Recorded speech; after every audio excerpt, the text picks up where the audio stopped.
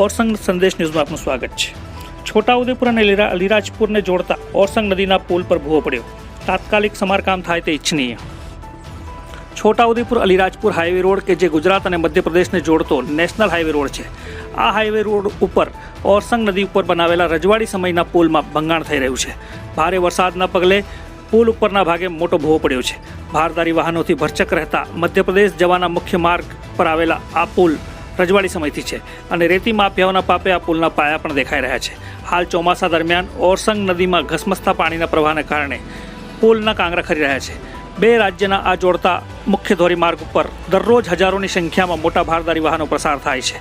હાલ તો જાણે કોઈ મોટી દુર્ઘટનાના એંધાણ વર્તાઈ રહ્યા હોય તેમ જણાવી રહ્યું છે। તંત્ર દ્વારા તાત્કાલિક ધોરણે સમારકામ કરવામાં આવે તેમ પ્રજા ઈચ્છી રહી છે।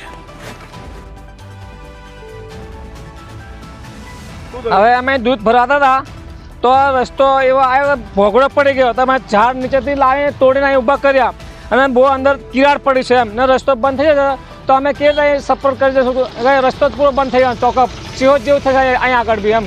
આ કયો રસ્તો છે? આ અલીરાજપુર એમપી જવા માટેનો, છોટાઉદેપુરથી એમપી જવા માટે રસ્તો છે। આ બ્રિજ બહુ મોટો ભોગડો પડી ગયો તો કોઈ અંદર પડતું તો લાપતા થઈ જતું, પણ અમે જોઈ કે દોડા લાવીને અહીં મૂક્યા એમ। શું નામ તમારું? ગિંદુભાઈ ફદ્દુભાઈ રાઠવા, છોટા અહીં કાચેલ ગામ।